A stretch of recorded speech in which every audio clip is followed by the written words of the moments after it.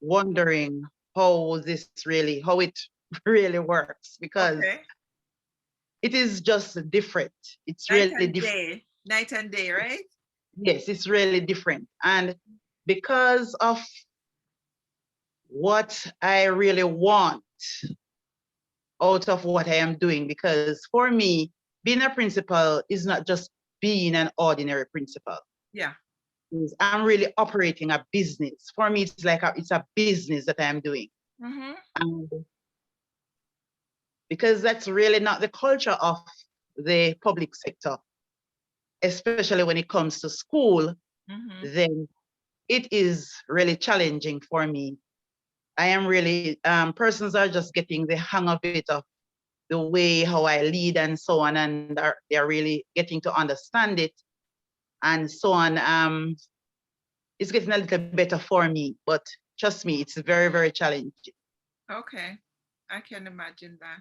Yeah. Angela, as a senior teacher, do you have to supervise other junior teachers? Do you, Well, yes, you do? that is part of what you do, yes. Okay. Do you But find I'm really senior teacher in charge of book rentals and things like that. do you find it challenging to manage younger staff, or not even younger in age, but it could be somebody your age or older that you have to manage? The fact that you're a lady, do you find it that it becomes a problem for them to to be respectful to you?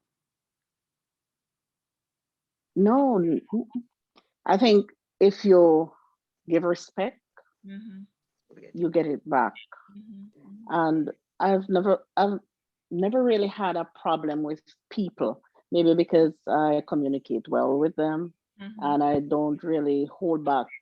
I just I can't be bothered with just talking about something or Mm-hmm. talking at a person or talking behind a person. If I Right. have something to say, I'll say it, get Mm-hmm. it over with. Get on And with it. people know that about you. They know that you're not going to really beat around the bush. Mm-hmm. They'll come up front. Yeah. It makes it easier for you to communicate with them when they know that about you. Okay. Mrs. Mhm. Sanderson, how is that with Hi, you? good evening. Evening. We had some Evening, Miss challenges, but Anderson. again, I guess that's what leadership is about, learning Yeah. to overcome your challenges. We don't even bother worrying That's right. when people fall off now. We know they'll just come back and join, It's just a way of life. Right then. Yes. So how has it been for you? Do you think being a female affects your ability to lead other females and males? Is it a problem at all? For me, certainly not. Mm-hmm. I do believe that you have to set your standards and you have to make sure that it is well known. What it is you expect, your purpose, your goal must be well known. Mm-hmm. And you maintain it, you work with it. You don't send a mixed signals. Mm-hmm. So you That's make your right. purpose clear and you work with it.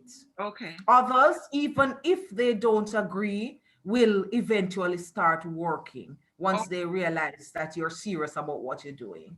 wonderful. Wonderful. Sound like you girl ladies, almost call you girls, but you ladies are um, strong leaders. Welcome to the people in the group. I'm excited to see you all. Kissy, Kohina Smith, Melva, Gail. Welcome, guys. Please put your comments in there. They're talking about woman power. Hi, Mrs. Robinson. Good evening, everyone. Just put your comments in here and praise these ladies for the marvelous job that they're doing in their various schools. All three of them are educators and leaders in different aspects of life. We'll continue to hear more from them about what they do and how are they leading and what kind of example they're setting for the younger ones and their community at large. So put your questions in here and I'll ask them to any of them who you have a question for or a comment. I'll read it. Kayan says, good night, everyone. Hi, Mrs. Robinson, one of my English teacher from high school. Yeah, Thank so you. so ladies, Do you play a leadership role in other organizations like the church and so on? Any one of you here have a leadership role? Yes. Well, not Yes. church, but as a principal, you're not just a principal of a school, you're a principal of the community. You're the leader of a community, and more than one communities, because as you lead and as you work, others are hearing about you, Mhm. and you ended up working with persons all over. Okay. But for me, I am mostly in farming because the community, the school community is a farming community. Mm-hmm. So therefore, I'll find myself leading farming groups and so on. Yeah. Yes. In fact, that's how you and I connected, because we had the young farmers on here. You reached out to me because you wanted to involve them, right? Yes, yes, yes. Well, so you're leading a group of women in farming. Is that one of your extra things that you're doing? Yes, that is what I am presently doing now. Okay. But the parents, and this really came out when we started doing the online classes, Mm-hmm. because most of the students were not able to come online with their own devices because they didn't have any. Right. And I really know about the financial situations of our parents. So I decided, all right, what I need to do is get all these female parents, because most of the homes are headed by females. Right. So I decided that, okay, I'm going to get all my female parents together. We are going to form a group, and then from that group, I'll be able to get some help to help them. And then they would be able to plant, get some seeds, do their farming, get some other help to do their farming, get their produce, get their products sell, so that they can get that money to buy that device that the students need. And how is that going? Is it working? So yes, because they all now have a device. They all now have a phone, and we are still working on some tablets, but all of the grade 6 students are on. All my students they now have a device. Okay, because you have the parents. You saw the need that the Yes, parents need to be more organized, we more got structure, so that they can access more things and let farming work for them. That's yes, what happened. That's good. So this is the whole idea about helping in the community. It doesn't just affect one set of people. It's a chain reaction. You help yes, the mother helps the child, the mother helps her sister or her parent or whatever. So in helping, we don't look just at the person in front of us that we are helping. We're helping no, that person so they can also help other people. And so we build the community based on, each one helping the other one. That's a very solid way to build a community, and commendations to you on that. thank Are you. there other activities that you're involved in, apart from the farming with the teachers, with the parents, and your own teaching? Yeah, well, other things are like, yes, I'll be a part of churches and so on, politics, whatever it is that I need to be a part of to get the community going. I am going to just be a part of it. They know that everybody knows that they can just call on me to play my part.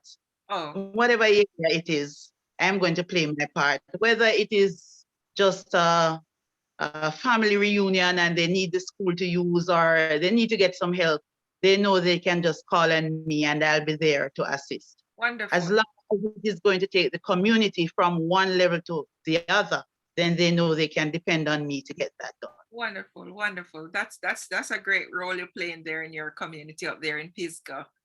I can't say I've ever been to Pisgah, but I kind of like the vibes that you're creating up there.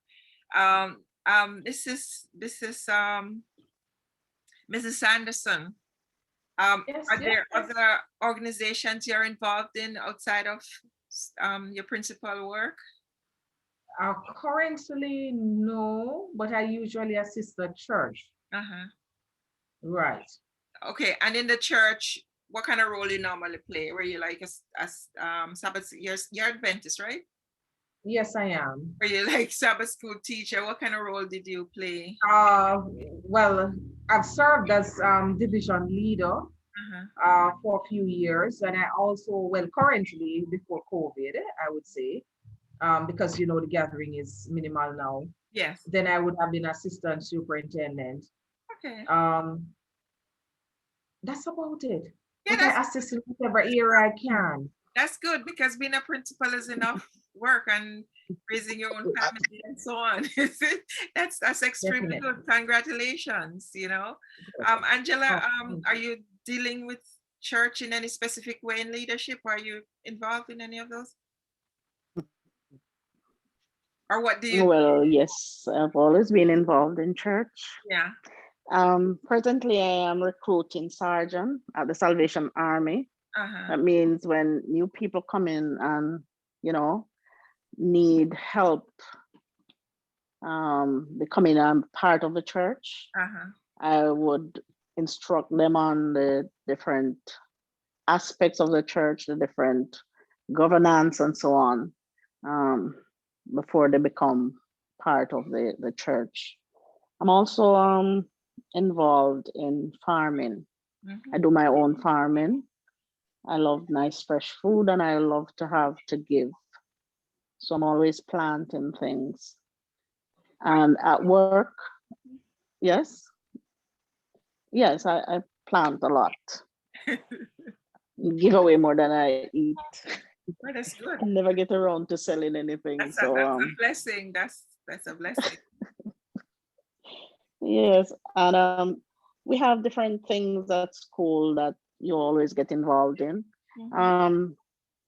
I like to work behind the scenes, so I'm usually in the kitchen, those places. There are many occasions when we have to cater, so I'll be there cooking, serving. I live to serve, I think. That's my calling. That's wonderful. That's wonderful. I think No, it's true. I prefer to serve than be served.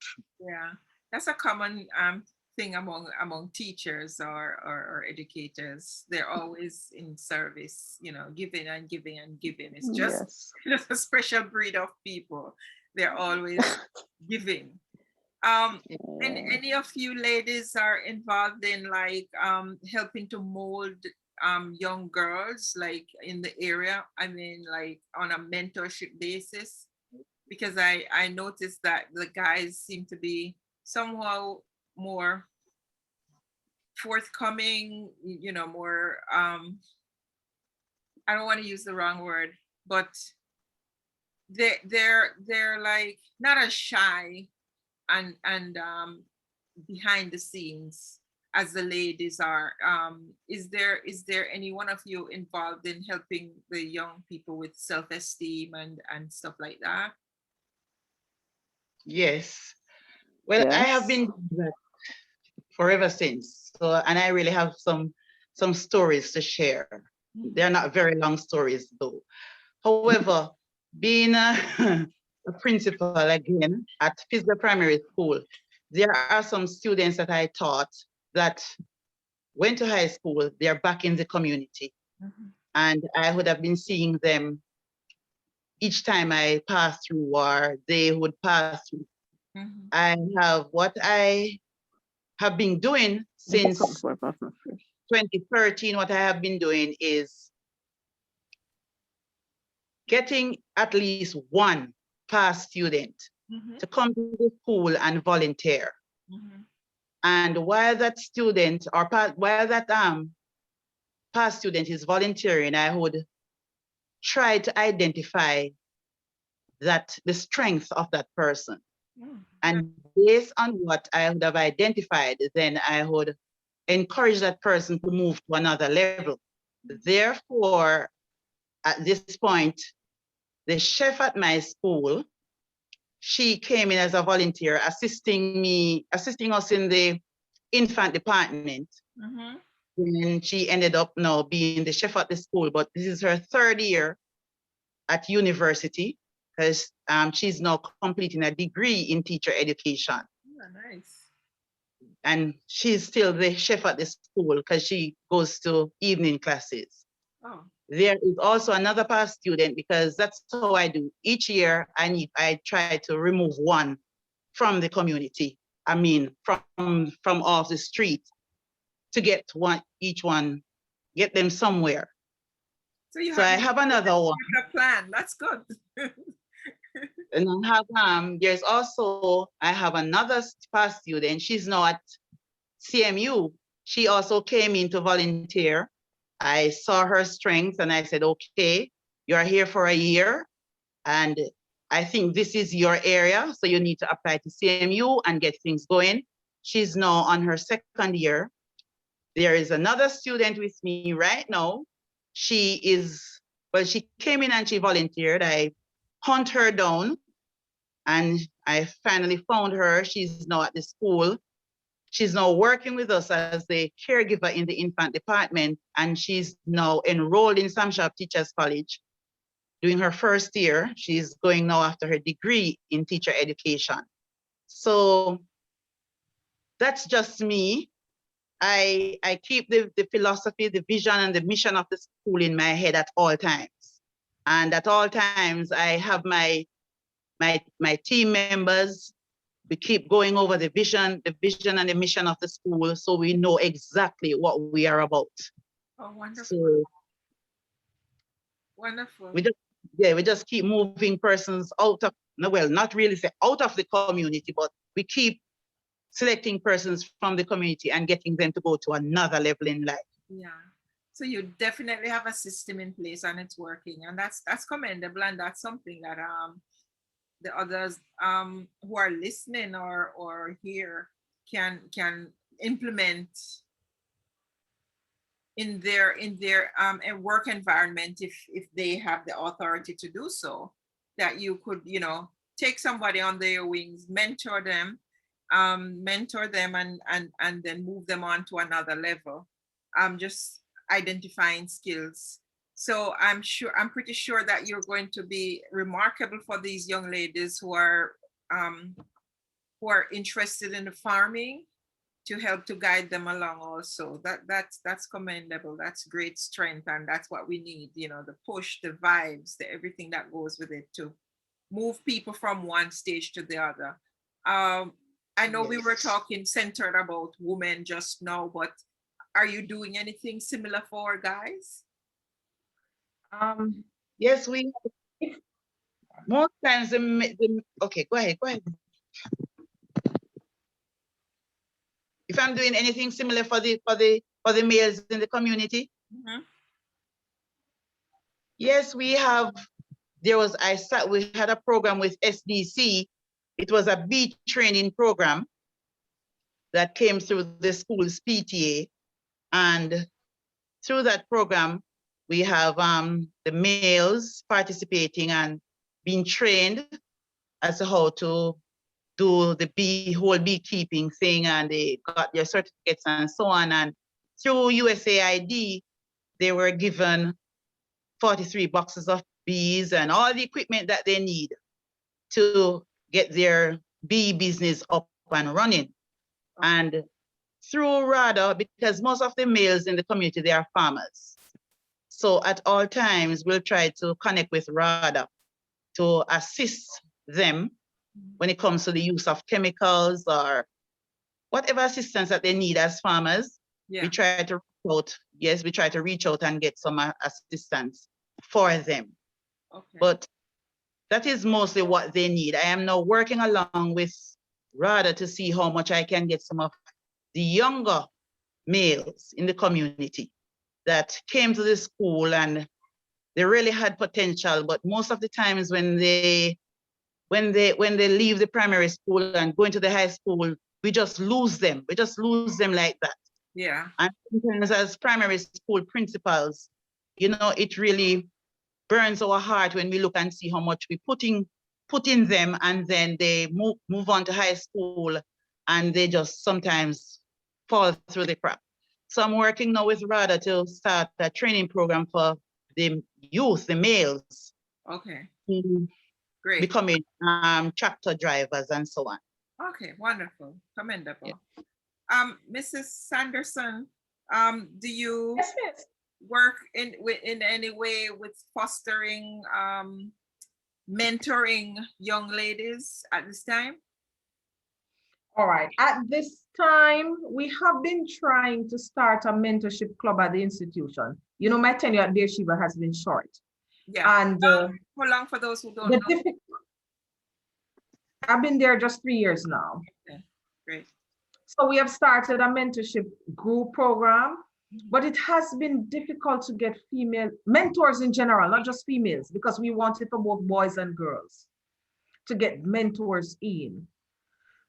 We have not given up on it. And thankfully, we have a guidance counselor there now who is assisting. So the program has been revived, but it's just that we are on break at the moment. So we are looking into having see how best we can get others, mentors who are willing to come in, speak with our students. Nice. On the outside though, before there are students coming from the high school setting that I would have been mentoring, sending off students leaving secondary level, going off to university, and you feel so pleased now that you see them out of university and with a profession. You know, it is a joy, and it's because of the guidance that you would have given during that period that helped them. I remember I was trying to help a young man. And you were at the forefront of that with his getting him back into high school and all that. Right. I remember that. So you had played a significant role in just making sure he does the application and, you know, deal with the mother and all that to get them to the next level. So yeah, so perhaps we could just try to expand on that and the model that Mrs. Forester is using to take them into volunteer programs so they can get work experience from that. And from that, you kind of mold them and then move them on to other things, because taking them on as volunteer might inspire them to want to go to college, you know? And if there's any way that we could probably, I don't know, as a group, when we start having money and all of that, we could provide a stipend for these young people so they can go volunteer. And then from volunteering, they eventually go into college or training school so we can move them along. But some kind of system similar to what Mrs. Forester has been implementing up there in Pisgah that seemed to be working, I think is. Right, Mrs. Forester did mention her farming, incorporating other members of the community. But you know, there was another area I was exploring, because it's not all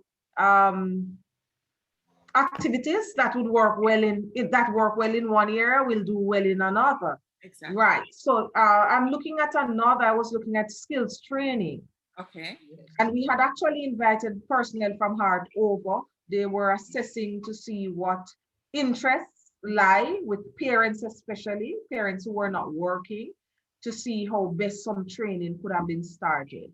But that has not come off as yet, and it's even further down now with the fact that we are not physically present at the plant. But from your experiences, Angela and Mrs. Sanderson, do you find that people in the area are seeking, or they're just not interested in what's going on?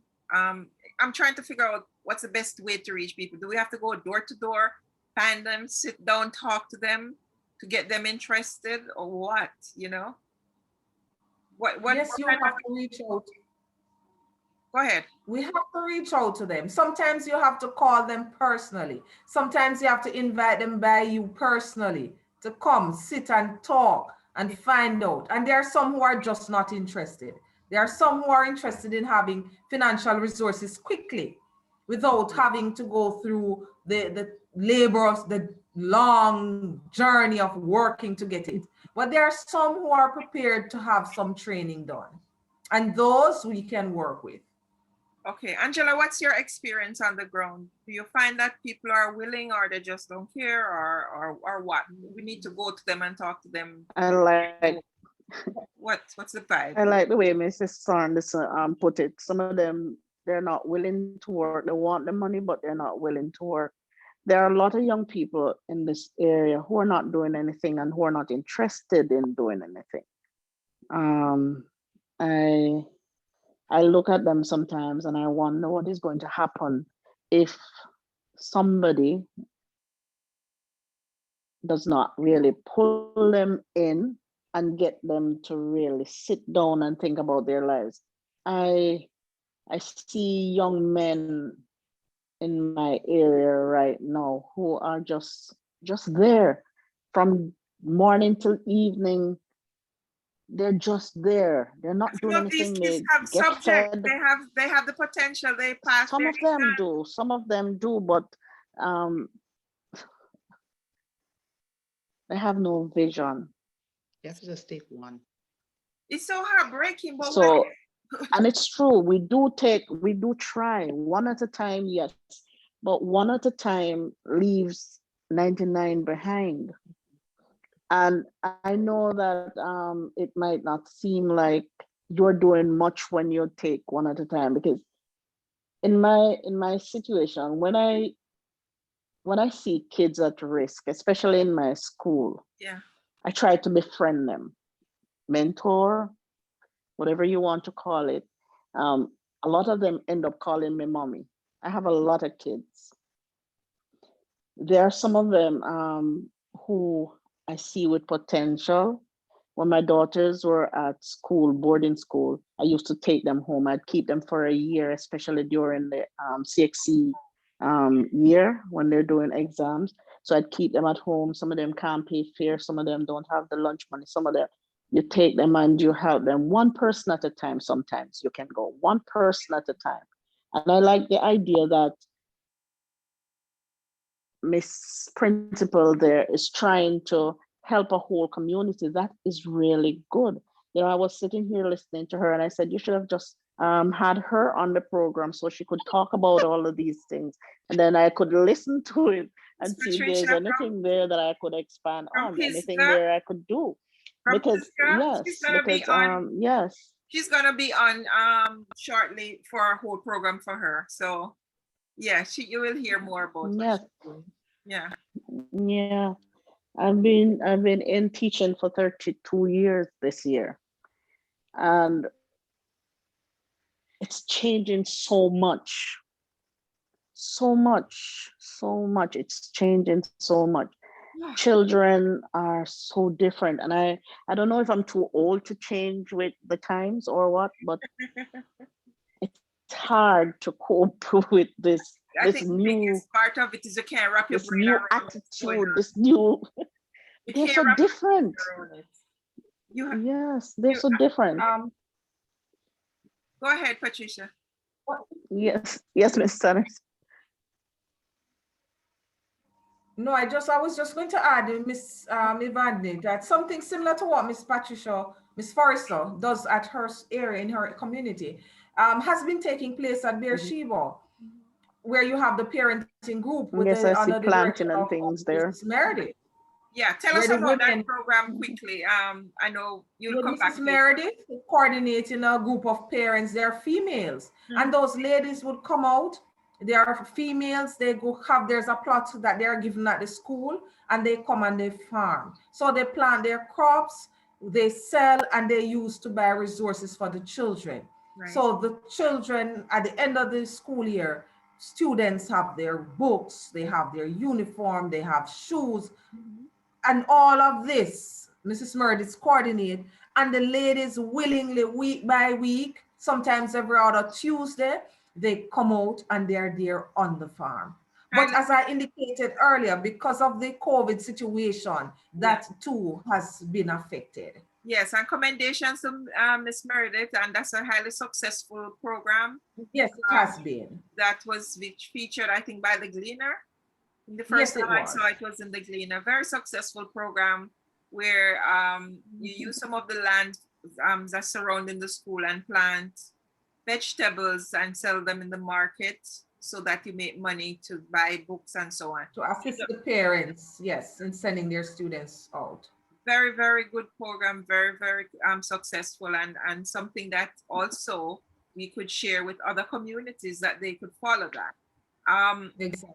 You know, somebody reached out to me today and they said, this that you're doing with the community is so wonderful. I wish we could do it in some other area, another in Jamaica. And I said, you can just go ahead and try to motivate them to start. You know, we hope that we could replicate this in other communities by all means, because these are beautiful programs. One, you have parents finding funding to buy books together collectively to look after their kids. So it's a village coming together to take care of their kids. And it makes it much easier because it's a group effort. And in Mrs. Forester's case, yeah, go ahead. You were saying something, Mrs. Sanderson? No, I said exactly. When you said it makes it so much easier because it's a group effort. It's a village, yeah, and you're helping to find money to send those kids to school. The only thing I see here that is really heart-rending about all of this is, where are the guys? Where are the men? Why is it that it's just the ladies doing these things for their kids? Where are the men? Mrs. Forester, you know what happened to the men? Yeah, they are right there. No, they are right there.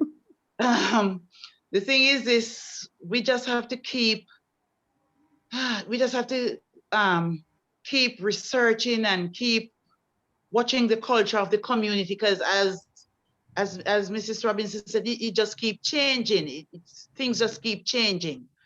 So the men we have a couple of years ago are not the same men today. I remember as a classroom teacher, I used to have fathers coming to school to check on their children when I was a classroom teacher. And really and truly,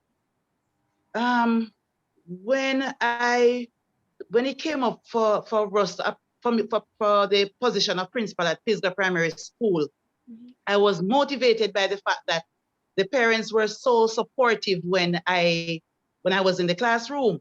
They were so supportive, and I said, okay, now I really get a chance to work with these parents, and oops, only to find out that, oh, this is a different generation of parents, far away different from the parents I had when I was in the classroom.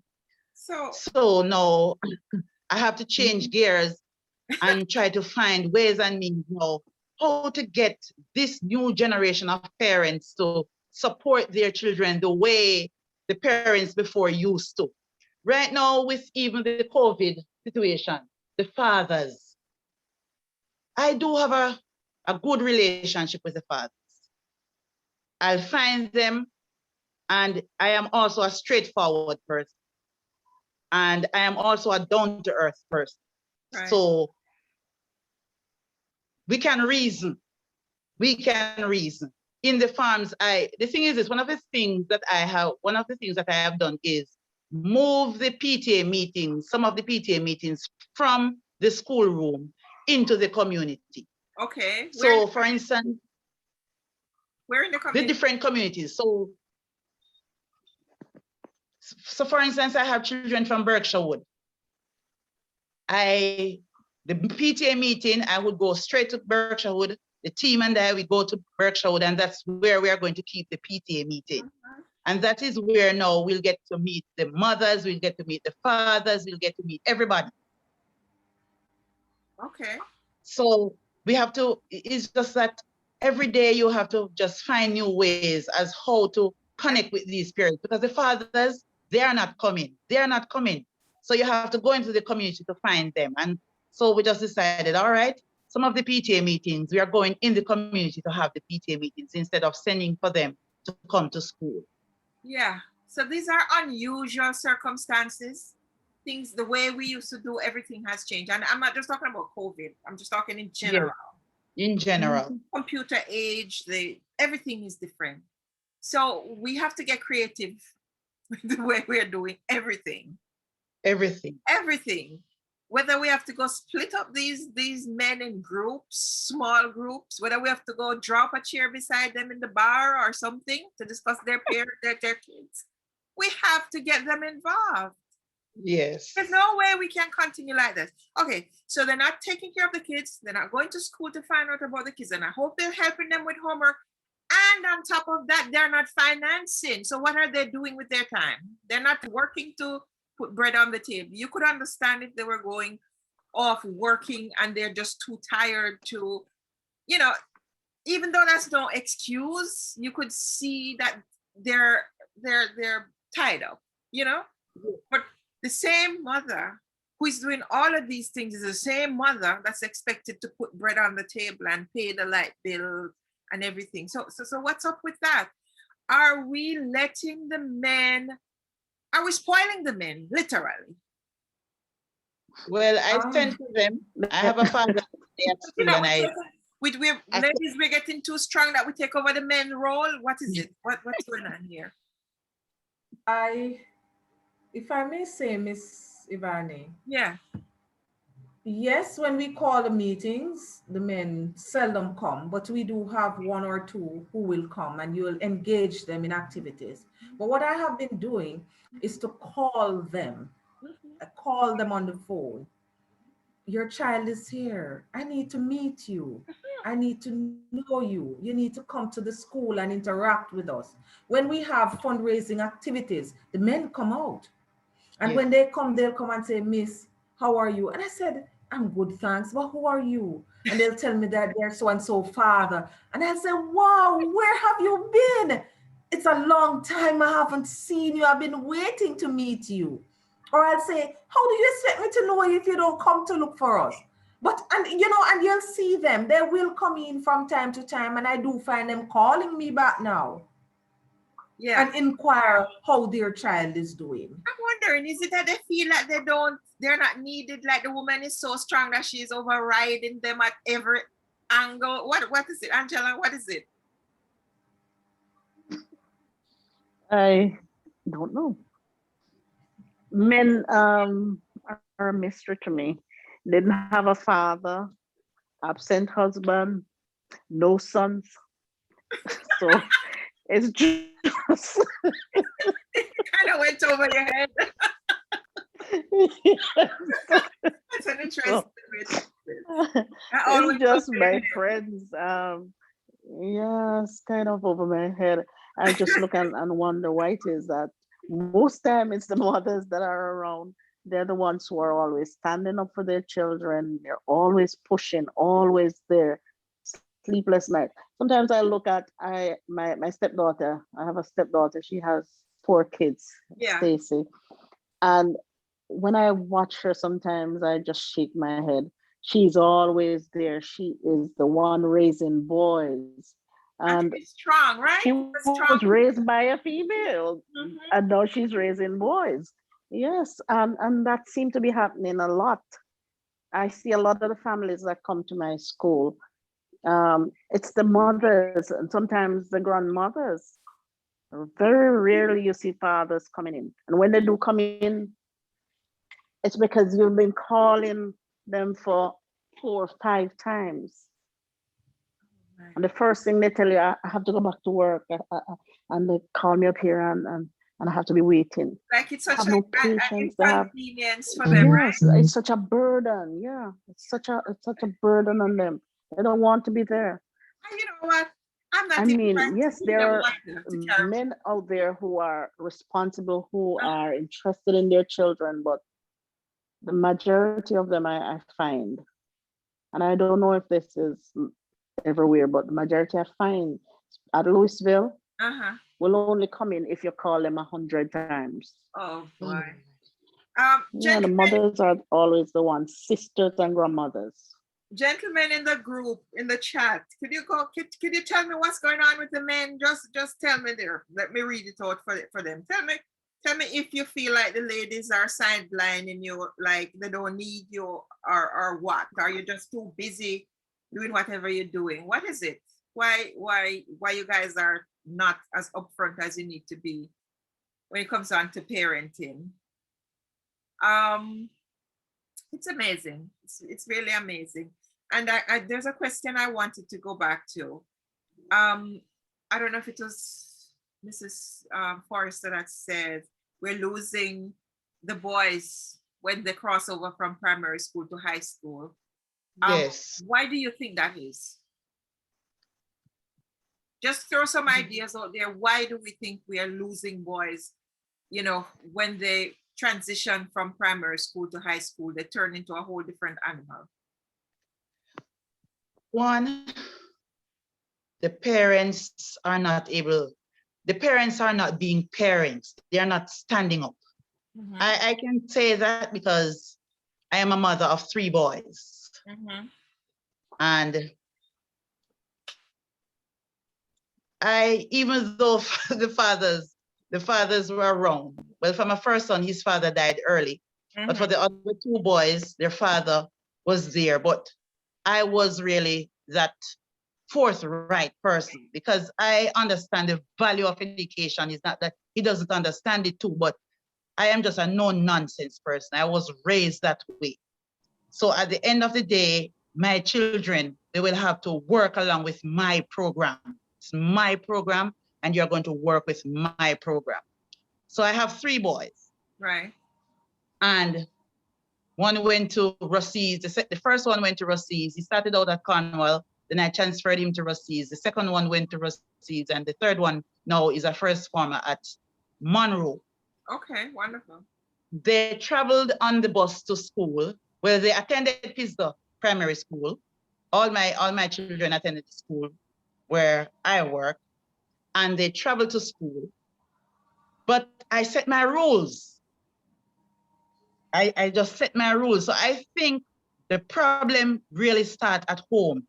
I keep saying to the parents, I said, parents, you have to be the parent. Fathers, you have to be the fathers.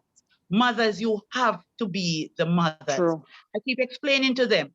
I said, if you have your money in the bank, you're going to the bank every 2 weeks, every month to check on your money to see if everything is okay with your money. I said, it's the same thing with your children. They're your investment. You need to be going in the high schools to find out what is going on with your children because they are your investment. Find out what is going on because when they're no longer in your sight, they are doing some things on the street that you will be able to find out what is going on if you go to the school. But some of these parents are giving up too early on the boys.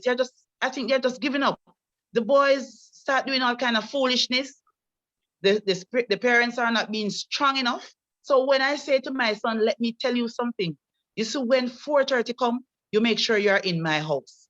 And yes, you will see 4:30 for the first week, he's going to be in my house by 4:30. Then by next week again, the boys start coming in 5:30 because you really believe that what I am saying, I'm not serious about it. And you say, boy, listen to me. I said you need to be in my house by 4:30, and I mean it. So when you say what you have to say and you stand by what you are saying, then at the end of the day, they will realize that you're not in any joke, you're serious about this thing. So it's either my way or some other way, but as long as you're under my roof, you are going to follow my rules, and I'm investing my money in you. I share with parents, I say I have children too. My boys are not perfect, but at the same time, I know what I want out of them because it takes a little while for them to understand what they want out of themselves or what they want for themselves. Right. So I am investing my money in them, and therefore I know what I need from my money because I check up every dollar, you know. Okay. And I share all of those things with the parents. So at the end of the day, it is the parents who need to really stand up. You can't be depending on the school to do everything for you. The parents, the fathers, the mothers, they need to stand up and see to it that they get the best out of their children. Right. So you think that parents that are dropping the ball with these boys, why they get to slide out like that? I heard a parent said recently, my son went through high school and I never see him come home with a project, even though he was doing a practical subject and went to a Heart Academy. He never came home with a project, never came home with a board saying he's doing something, building something, nothing, never. You never see him doing anything. So how do we allow that to happen? That's it. Like, you know, that this child is in high school, he's supposed to be doing 6 or 7 subjects. He's got to have work to do. Mhm. In my days of growing young kids in high school, and I was the strictest there was, I used to go into their bag and look for their books for the day. They never used to get by me because auntie not gonna let you up. You going to school, let me see what you did today. And even if I'm not reading it, I'm looking at it. Because I need to see that work every day, because I know that you should be getting work every day. Every week you should be doing different work for different subjects. So I don't understand how a young man can go through high school and do nothing under a mother's roof. Nothing. I don't get it. You'll be surprised to see how many of them it happens to. I said that to a parent some time ago. I said, when was the last time you looked in your child's book? And this was a grade 8 child. So when was the last time? She don't have the time. I took the book because I taught that child English, and I took up the book that the child had from September, and this was about May. And the boy had written on one single page in the book. And He the has parents English don't know 3 times per week. She does not know that he's not in class. She does not know that he does not do any work. It's like when the children leave from primary school to high school, the parents graduate. Come on, man. It's like the parents stop being parents. They don't, even sports. I watch like when you have sports day at the primary school, everybody turn out. When they come to high school, not a soul. Not even the students want to come anyway, because if they can't wear what they want, cut up jeans and so on, if they're not allowed to wear what they want to wear and do what they want to do, they don't want to come. And I find that parents of school, students in high school, lots of these parents, they don't really take charge of the child. Children, I see parents come there and the children, 7th graders, 8th graders, 9th graders, those children talk to their parents as if their parents are running around the house and they are the ones who are running the house. Yeah. So the leadership is definitely not the home. And I raised 2 girls, and when I sent my girls to Hampton, they went, both of them, when they were 10, they started Hampton. And I said to them, listen, failure is not an option. It's not one of your options. Don't even think about it. Mm-hmm. I'm paid for every single thing once. And I can't understand how parents just, it's not just your money you're investing, it's your time, your love and your energy. It's sad. It's sad. I don't understand it. I just don't understand it. We're losing so many of our children. I think we have to put heads together to figure out what can we do for these young men. The ladies are in distress too, but not at the rate that the men are. And I always say that they need love, they need guidance, they need to feel more like people care about them on some level. But maybe we have to get counseling for some of these young people. All right. I was waiting, Miss Ivani, to see if you would go around to do the rounds. Oh, go ahead. No, you go ahead. Everybody jumping in. I do. Sorry. Well, as it relates to parenting and so, I do believe that parents have to set parameters for their children, as both ladies have explained earlier on. That's very important in the child's upbringing. When they are given parameters to work with from early, boundaries are set and they understand those boundaries, they will abide by what is said. Another thing too is that we need to involve our children into other social groups and other activities that help to develop their well-being, not just the academics, but the entire being. So they need to be involved in church activities, in community groups, in school extracurricular activities. These activities help them to develop certain positive values, attitudes that they will channel or they will use to guide the learning. And so a student who is well disciplined and has this positive attitude towards positive outcome, will focus on their work in school. There are some students too who need some amount of mentoring, guidance. And this is where parents need to seek that for their children, as well as the school. Can be teachers, the councils, the principal. We are all involved in helping the children to do better. Yeah. As it is now, there are several distractions. We may say we never had it all, so many distractions. They have a lot of distractions and they need constant reminders. These are the path you need to be on. Right. These are the values that you need to develop and nurture, because these are what are going to help you to become successful men and women in society. Constantly, they need to be reminded. I'll encourage them to read and read books that will add to their positive development. Value. True. Okay, comment. You finished, Mrs.?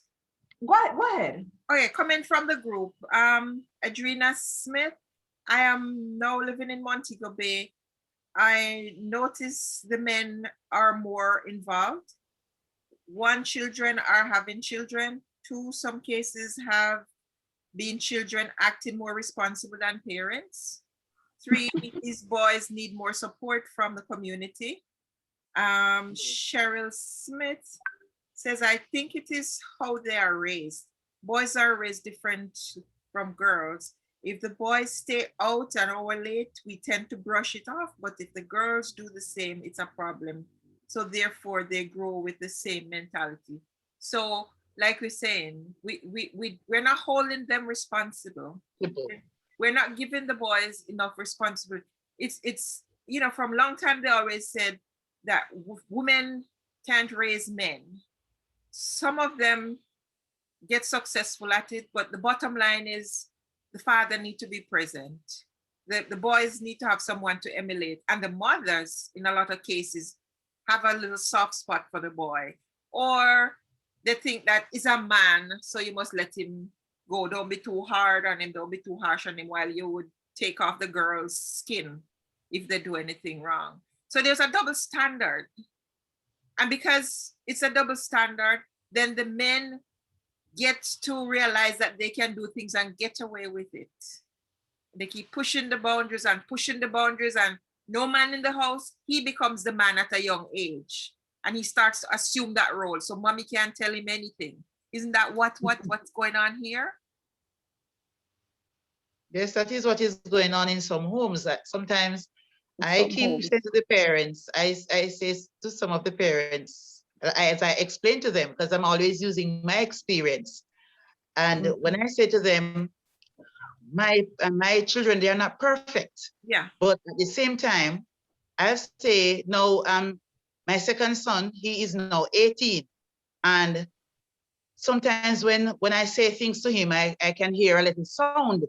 He's making some sound. I do not stop him from speaking his mind in a respectful manner, because you have to also give them the opportunity to speak, because they also have a right, but you do so in a respectful way. Yeah. And I am going to do the same thing. But at the same time, I am telling you that I will look at him and I'll say to him, if I have to talk to him 1 time, 2 times, 3 times, the 3rd time I'm going to say, you need to tell me my secret, because it seems as if you have a secret for me that I have to be talking to you about the same thing 3 times. So it's going to be a showdown now. So you just need to tell me my secret, because you must have a secret for me why I need to talk to you 3 times.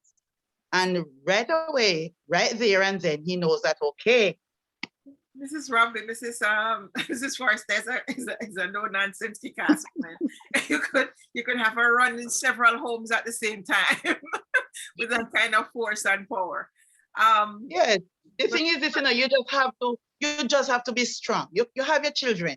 You spend all this time. First, you 9 months, then all that pain, and then it just can't go down the drain like that. I am not going to let that go down the drain like that. Yeah. I'm going to share one thing with you with my first son. He's now in Canada studying aviation. He went to Russies. he had in 10th grade, he started dating girls and doing foolishness with having girlfriend. And one Saturday, I remember we washed the clothes and he had some underpants, and the underpants that he had, they were like skirts. So, the tears were all over it. And the reason I allowed him to keep them like that, he said to me, when we were folding the clothes, he said, he didn't want to fold his underpants. So I folded them nicely, the skirts. I folded them nicely and put them aside. And he said to me, then, Mommy, so them the underpants tear up. I said, of course. Put them in the drawer. You're going to wear them. I said, if you pull down your khaki and let any girl see those type of underpants, and any girl who see them the kind of underpants and go with you, she doesn't have any ambition. You will have to keep on your pants when your underpants look like that. And he had to wear them for a while, because then I realized that, yes, he started girls eyeing him and he's eyeing girls. There are some things you just have to do. Yeah. Yes. Just some creative things sometimes that you have to do instead of fussing and cussing with them, to just let them understand that, listen, I'm in charge until. Right. Why? I don't know. We need to get some men up in here at some point to talk what's going on, what we can do to help the situation. Ladies, we can be strong, we can be whatever. Do you feel that you have a responsibility to have a man in the house, though? Like a father figure, even if not their dad? Yes, it is. But most of us are not so lucky. Most of us are not so lucky to have strong men. Yeah. Yes, they'll play the role. They'll make sure that everything is taken care of and so on. But then, and yes, they will, you have those fathers who, when they talk, that one time when they talk, them talk. No dog bark. No. But they're not going to be talking all the time. Like, we know as women, every day we would just talk and we just see things and we just talk. But then you have that father who is going to talk. He's listening all the time while you're there talking, he's listening. And then when he's ready to talk, then it is something else. Right. Wow. But it's just that sometimes you wish he could talk some more. Okay. Yeah, sometimes. But well, yeah. Those of you who are joining us, go ahead. Now, I was going to say, I must really send out some good commendations. There are some fathers who really play their role well, interact well with their children. I do have a few of that, but it's very, very few. Yeah. I wish I would have more. And it's my desire that, somewhere along the line, more will take up the mantle and be that light bearer for their child or children. Yeah, so we have to commend those who are doing well, and you know, encourage them in whatever way you can, recognition, whatever, to so that you can build them up so they know they're doing a good job. We have to do that, because by no means is it across the board 100%. There are a lot of good dads around, but the majority of them are just not holding it down. And so the boys turn out to be problems.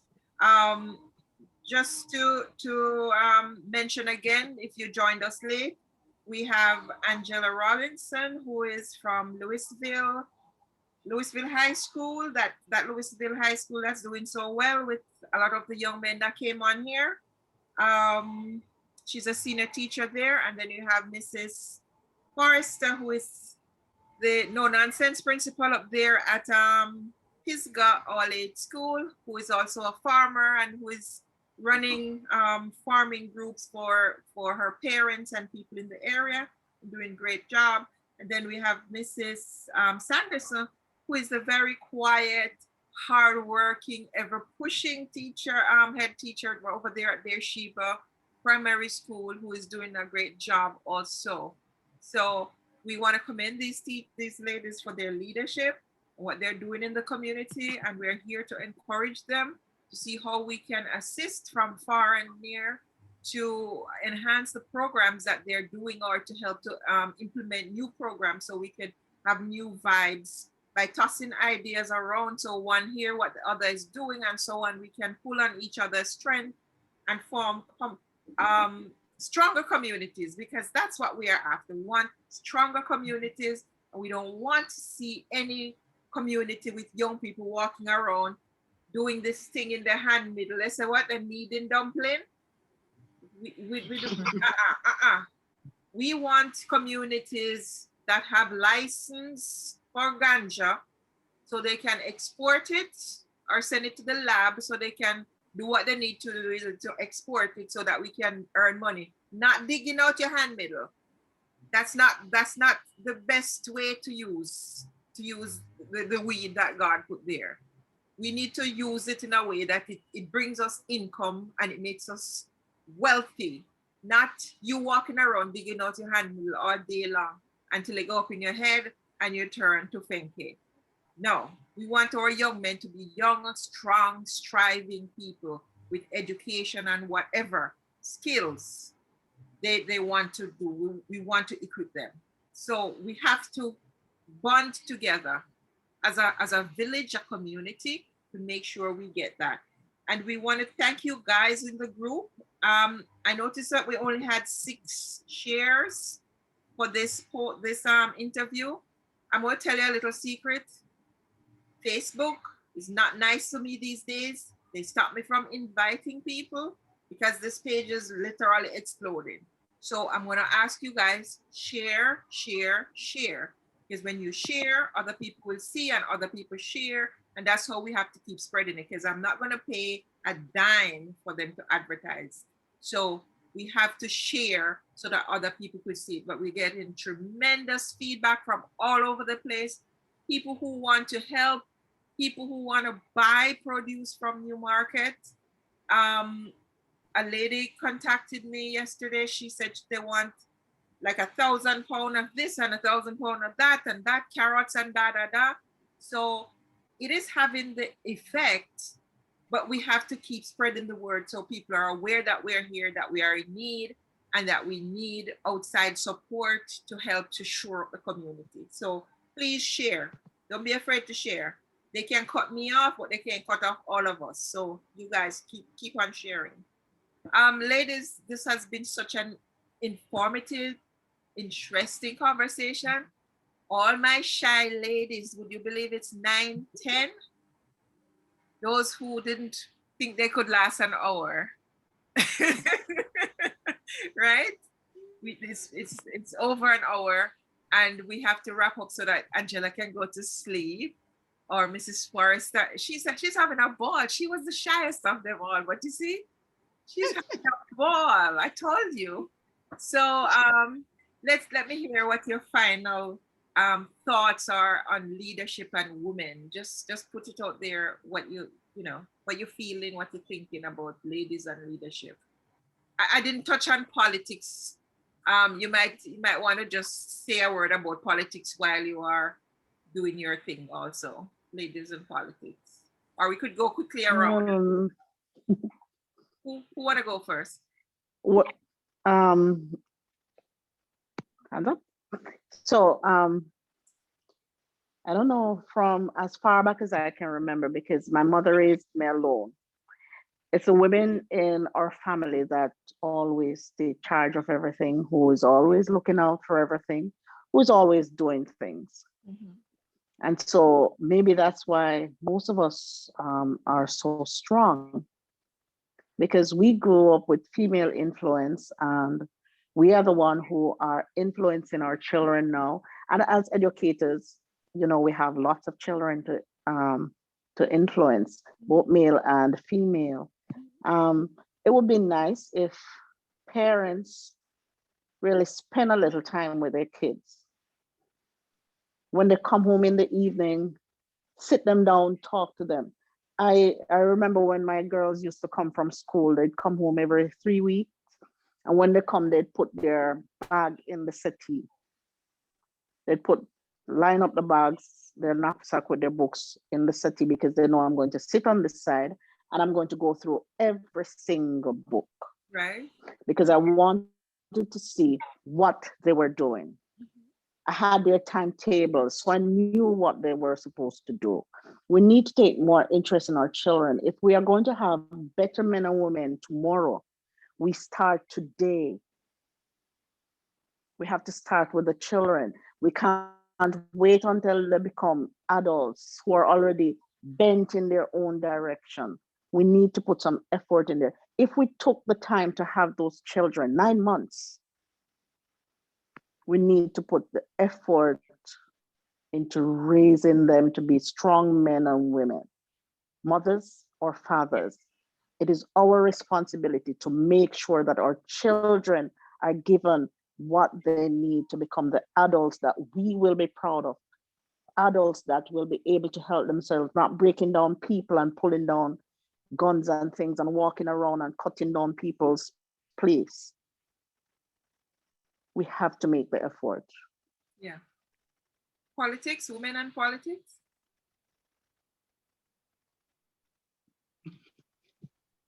Don't know anything about it. Do you think you would ever be involved in politics? We are. Never really. No. No. The only involvement is as it relates to work and things like that. But I do think that we need to take more Not in representational politics. Yeah, I think though in the area we need to take more we need to pay more attention to what's going on politically for the area and be more forthcoming. Yes, that in that way. Have allowed to get by us like we are sleeping. It shouldn't happen. It shouldn't happen. It shouldn't happen for as long as it has. And we need to be more vigilant. Even if you're not going to run for councillor or whatever, you have a responsibility to take care of your community that you live in. We're not supposed to be driving cars on car road. That is no road. It's only a donkey track. That shouldn't happen for 20 odd years. No, that should never happen. And I blame. It's not that we don't talk about it. It's just that after talking and talking, it's either you go fix it or you wait. We have to. There are ways and ways.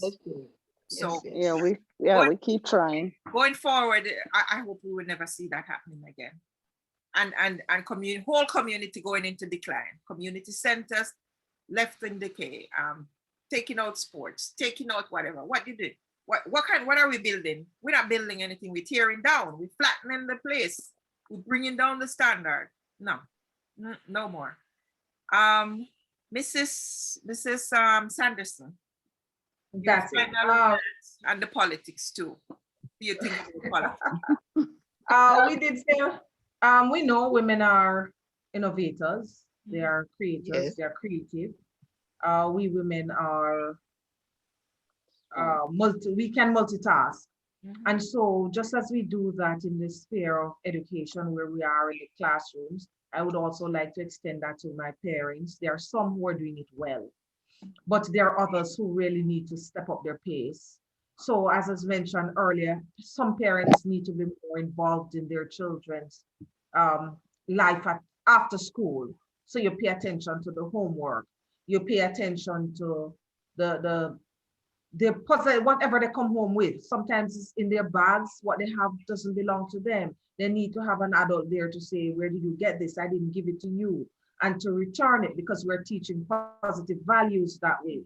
We also need our women to be there, play with the children, men and women, fathers and mothers, play with the children. Let them understand that there is a time for work and there is also a time for play. There's a time to be serious and there is a time to relax, right? I want to encourage those who are working hard to continue, because some are doing it. So I really am encouraging them to continue. As it relates to politics, we know politics at times influence the atmosphere around. And so, yes, we have to pay attention. We cannot put a blind eye to it. And wherever there needs to be adjustment, then we will have to do so within our schools, within the communities. Right. Sometimes as educators, we'll have to be advocates for not just the students, but the communities too. Right. And if we have to do that, then we just have to do that. Yeah, because you have to see yourself as a leader. a community leader. As a teacher, especially when you get to senior level and so on, you are a community leader. You don't even have to get to senior level to be a community leader. As soon as you step out there with a teacher, as a teacher, there's a certain thing that goes with you. You're a role model. The role modelship, people expect certain things from you. So you cannot Exactly. fall behind on being a leader. And a part of leadership is your community leadership. You have to be involved. You have to represent your community. Not just in the classroom. Mrs. Forester, tell me. As a female leader, yes, as a female leader, as I said before, it can be very challenging because everybody is looking to you. For me, I know it's very challenging because if you need roads in the community, persons are coming to me to say, Miss, the road bad. What can we do about the road? And then you ended up having a meeting about bad roads and what can be done about bad roads.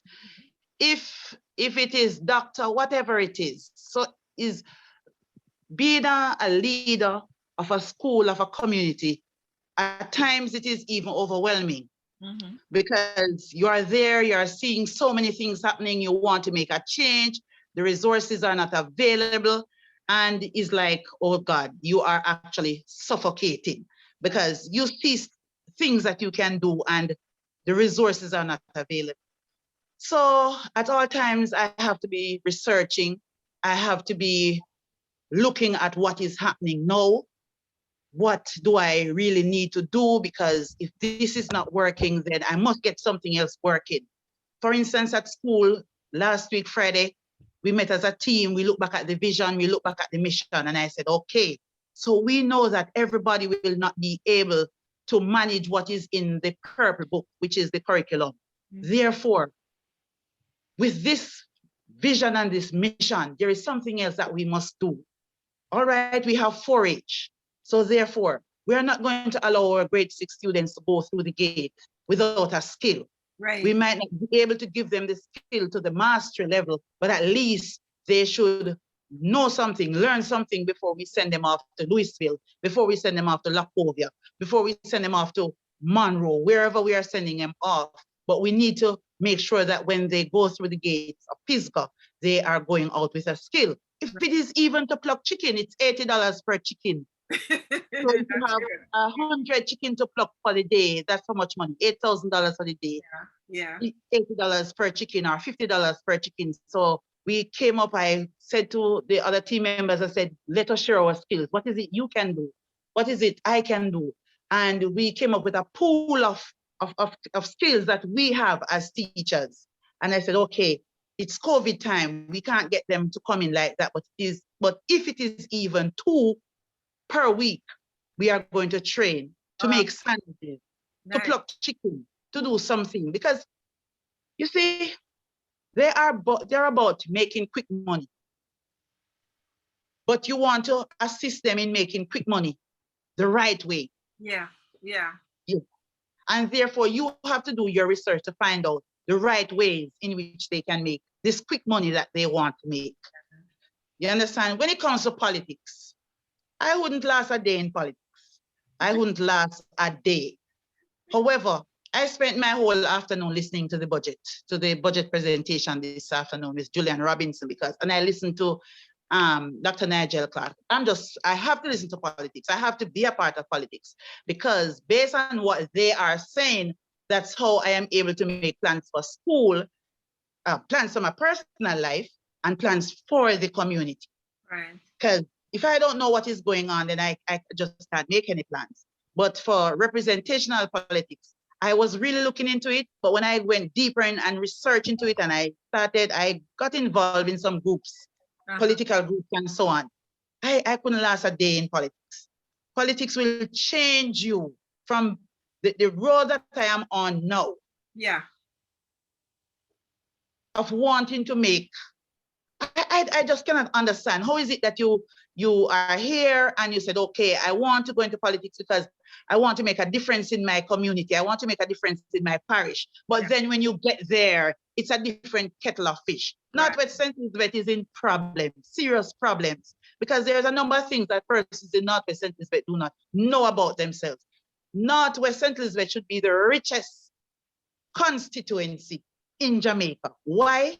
We have the best soil type in the entire Jamaica that can grow everything that we Maroon need. Town is a part of Northwest St. Elizabeth, right? Which? Who? Maroon Town, is it a part of the compound? Is it a part of Northwest? Yes.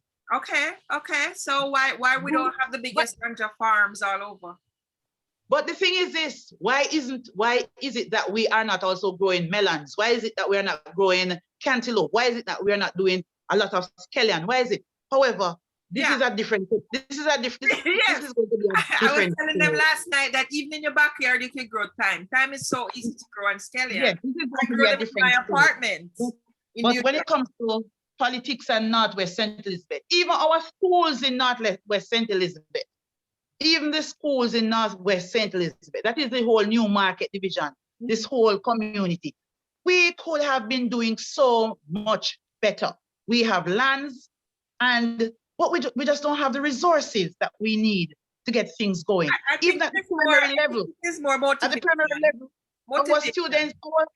our students shouldn't have to be leaving our primary schools, going into high schools, and not being, business persons in farming before they get to the high school level.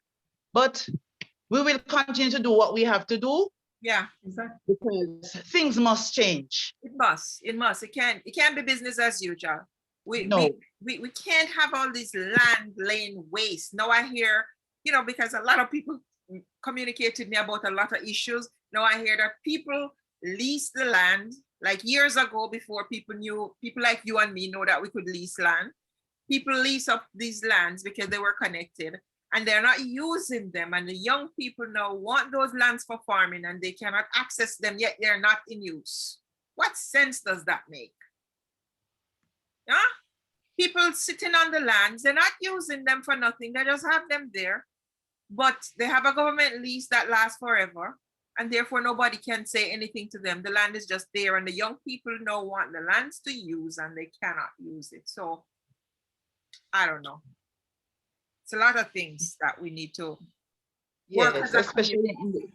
Because even those people who have those lands and are not using them, we should be able to sit down and have dialogue with them to let the young people use the land, whether they're going to sublease it or whatever, negotiate. Yeah. But we have to have leadership. We can't force them to give them their land to farm because they have the legal lease, but we can negotiate with them to let the younger people use it and pay them back or for free, whatever they prefer.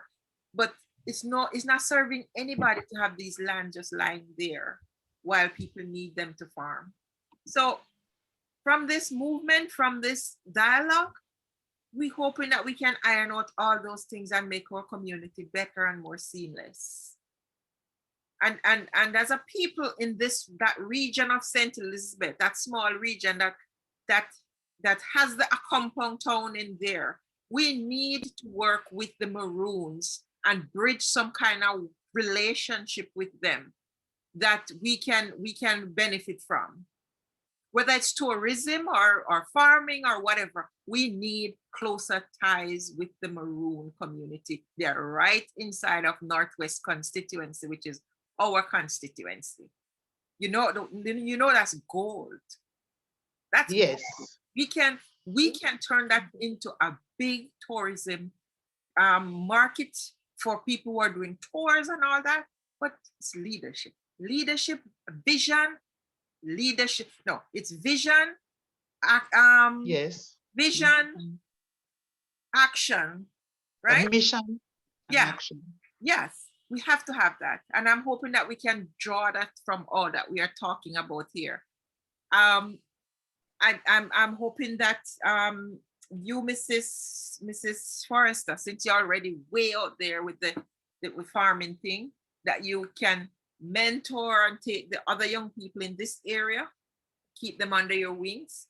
I formed a a group on Facebook for them, for the vendors and the farmers, because what I don't want, I want to be able to communicate to them when people send to me and ask me, do you have this?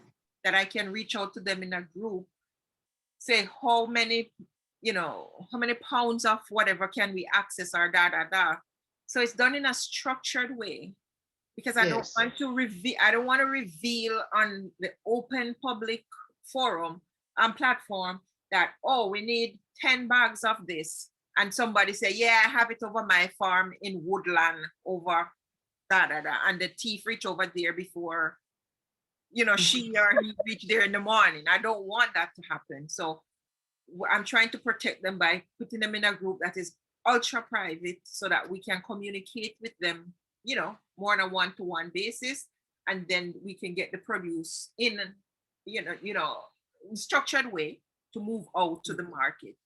And I'm going to depend on you really to help with structuring these and keeping everybody together and keeping things moving. Maybe we could also, with time, find some connection with the hotels and so on, so we could take more produce off to them and people who are exporting. But wonderful all around, ladies. I'm a big talker, so I don't want to chat you all to death. I appreciate you girls, you guys, all three of you. You're wonderful, you're beautiful, you're strong, and we want to encourage you in what you're doing, that you will keep on doing it and keep on coming out with great results and molding those young people. So I'm going to let you go for tonight. I want to express my sincere congratulations to all of you in your success, your different areas of success.